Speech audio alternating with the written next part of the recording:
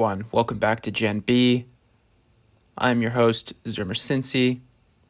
Before I get into today's writing, I just want to say if you're listening to the podcast or watching on YouTube, you can also follow this show as a podcast or subscribe on YouTube. You can also follow my Noster. All of those things are in the description wherever you are watching or listening to this episode. So, without further ado, let me get into my second writing, which is titled, Property Rights Shall Not Be Infringed. Freedom and property rights are inseparable. You cannot have one without the other. George Washington.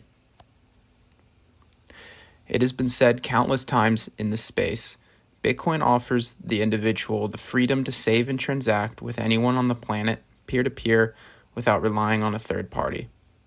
Furthermore, Bitcoin gives you the ability to park your time and energy and know that no one can freeze, invalidate, or confiscate your money. This is a breakthrough concept.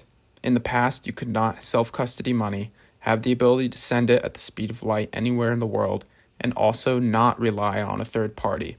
You could have two, but never all three before Bitcoin.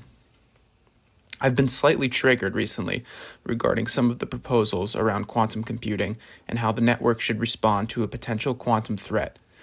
There's a growing contingent, led by Jameson Lopp, to confiscate coins that they deem vulnerable to a quantum threat so that a quantum attacker cannot steal the keys and temporarily affect the fiat conversion rate if they were to decide to sell the bitcoins for fiat.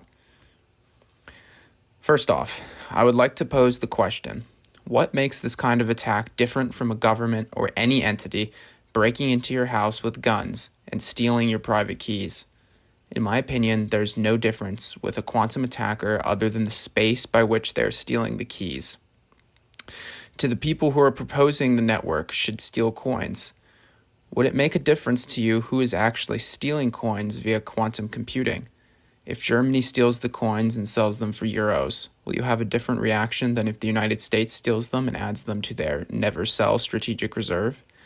I would argue that if the basis of your argument is that you are scared of a USD or any fiat-denominated price drop, then you are not a Bitcoiner. You do not care about freedom and liberty, you do not care about property rights, and you should be treated as an adversary in this space.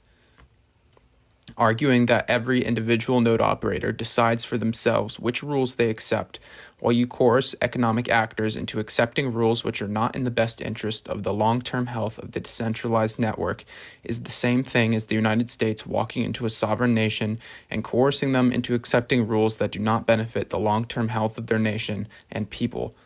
Bitcoin is not immune to these kinds of attacks just because it is decentralized.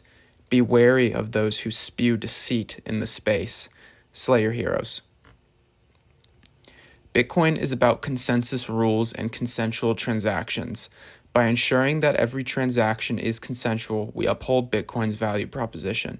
Hence, it is my opinion that if we truly want to give people an option to protect themselves against a quantum attack, the only option is to create an opt-in solution, which allows participants of the network to opt into quantum-resistant address types.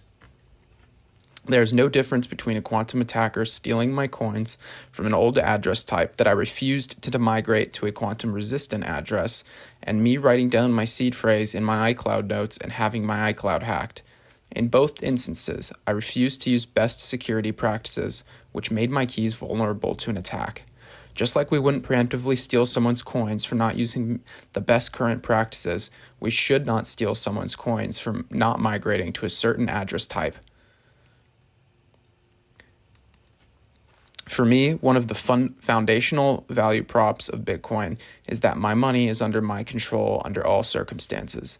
The network cannot intervene to steal my money or control how it is spent. If coins were stolen due to fears of a quantum attack, I would sell all of my Bitcoin and consider this a failed project due to its inability to protect my property rights. To those in favor of confiscating coins, I have a few questions.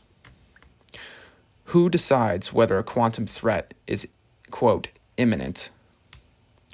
Why should anyone trust an altruistic actor to destroy someone's property rights before a quantum computer does?